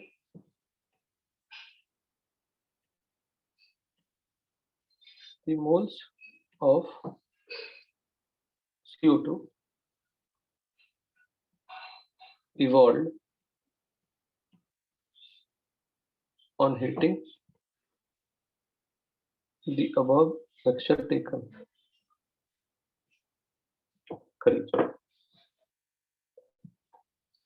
इसी में अगर 1 मोलर की जगह पे 0.5 मोलर H2SO4 कर देते तो क्वेश्चन सेम रहता या डिफरेंट रहता? बताइए। सर सेम होता। सेम होता बिकॉज 1 H2SO4 gives 2 H+, तो H+ की मोलरिटी क्या होती है? 1 ही हो जाती है। Yes sir. करिए, good, very good.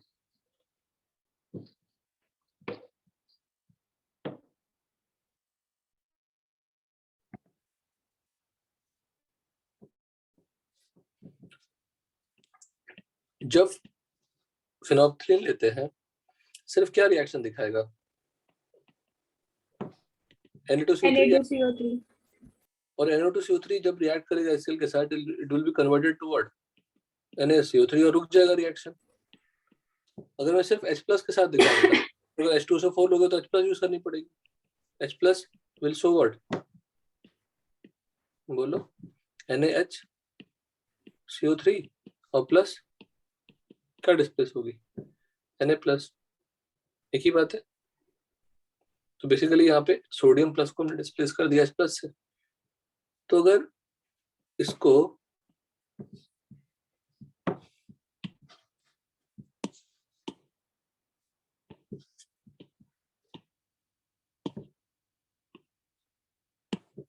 if I take this is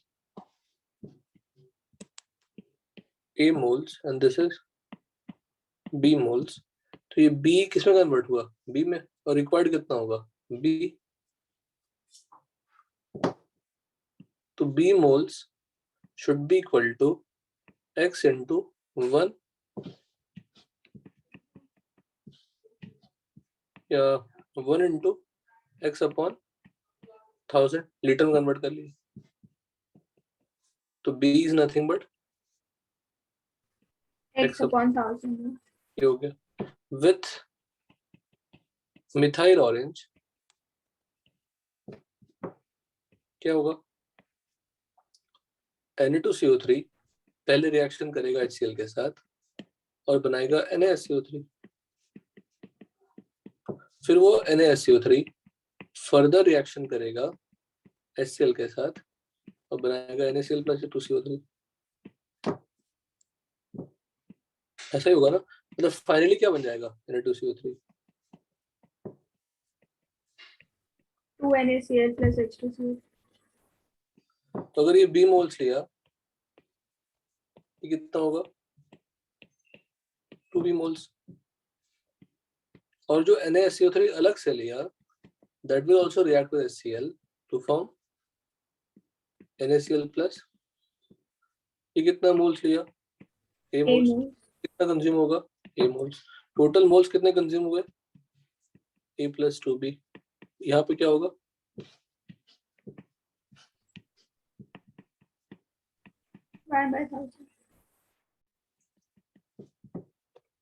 अब B हमने ऑलरेडी निकाल लिया है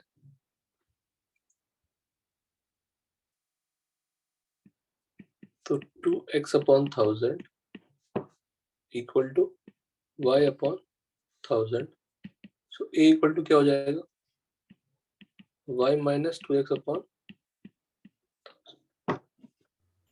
सर आपने बोला कि MOH स्टार्टिंग में ही डाला है ना फिनोक्सिलिन जैसे स्टार्टिंग में डाला था वैसे MOH भी स्टार्टिंग में डाला है ना वही किया ना तो B का वैल्यू कैसे लिया हम लोग ने X/1000 वो तो फिनोक्सिलिन के साथ है ना B एक वेरिएबल था ना उसके तो स्टार्टिंग वाले मोल्स लिया ना मैंने इन दोनों के मोल्स अज्यूम के मिक्सचर में उतना ही प्रेजेंट है सेम मिक्सचर को यूज किया ना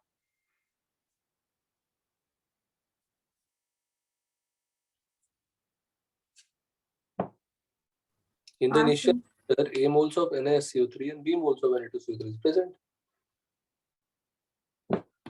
क्लैरिटी है यस दोनों के मोल्स आ गए अब बताइए लास्ट पॉइंट क्या कहता है the moles of CO2 evolved when on hitting the above mixture मतलब इसी को हिट किया ये फर्स्ट पार्ट हो गया हमारा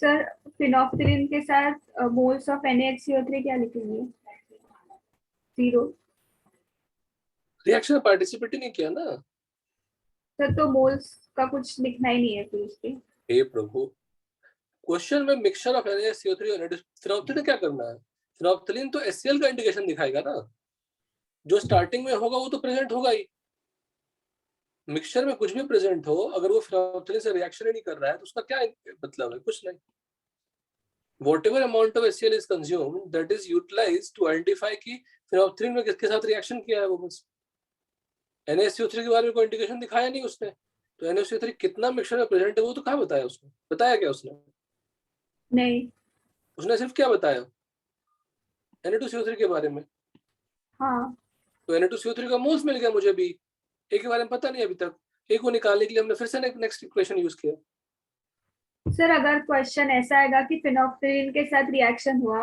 जो फर्स्ट आपने बताया वो फिर मोल्स ऑफ NaHCO3 कितना है तो नहीं क्या निकाल लिखेंगे?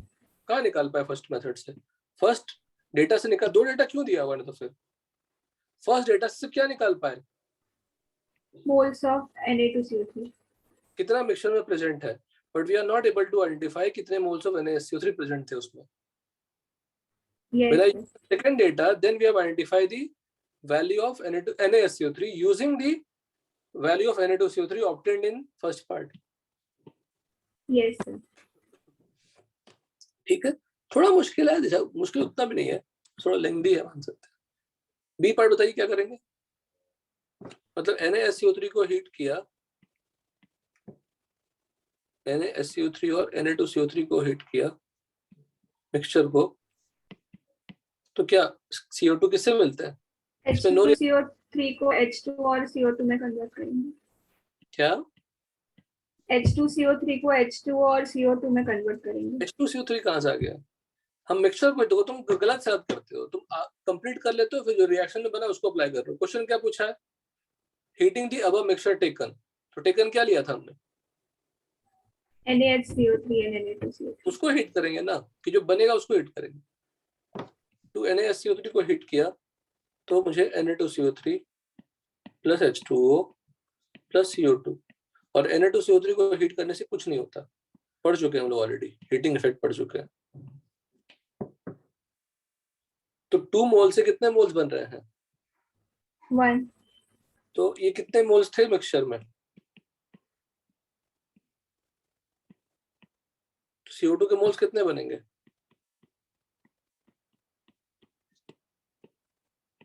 10 मोल से पूछा है क्या? हाँ। वॉल्यूम एट STP क्या हो जाएगा? into 22 points। क्लियर? Yes। अब ये तो इन्फॉर्मेशन है, ये नहीं जानेंगे तो नहीं कर पाएंगे obviously। तो जो याद करने वाला पार्ट है याद रखना पड़ेगा कि NaCO3 को हीट करने से क्या होता है, Na2CO3 हीट करने से क्या होता है। ऑलरेडी हीटिंग में पढ़ाया गया, एग्जांपल लिखे हैं आपके पास। डन। कल की क्लास में ये कोशिश करेंगे, चैप्टर खत्म हो जाएगी। फिर से मैं कहूंगा एक्सरसाइज 1 और एक्सरसाइज 3 का टाइट्रेशन के क्वेश्चन देख कर रखिएगा, कल पूछिएगा। फिर से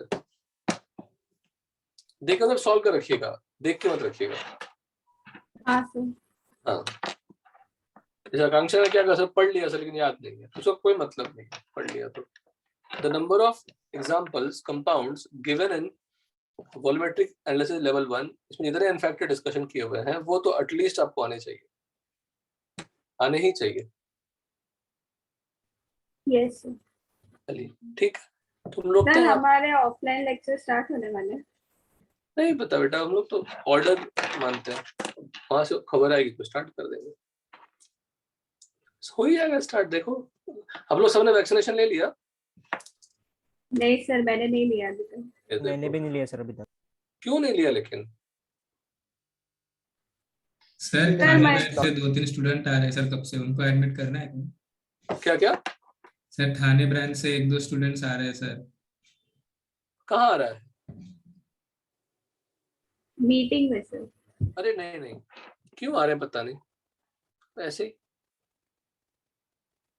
ये नहीं है कोई, ये तो मेरे सेशन के नहीं है, ये कोई सेंटर स्टाफ हो सकता है।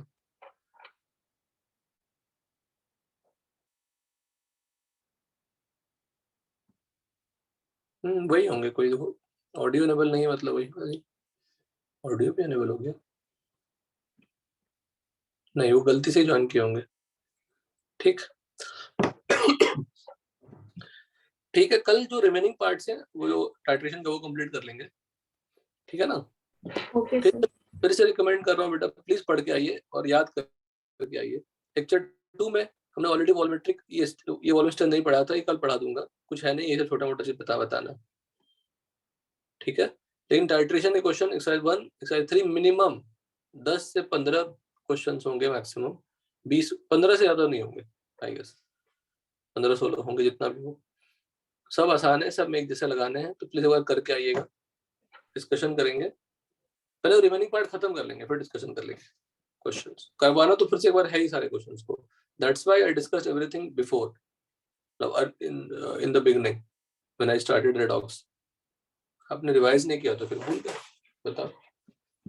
चलो ठीक, thanks. Thank you sir, bye. Bye bye.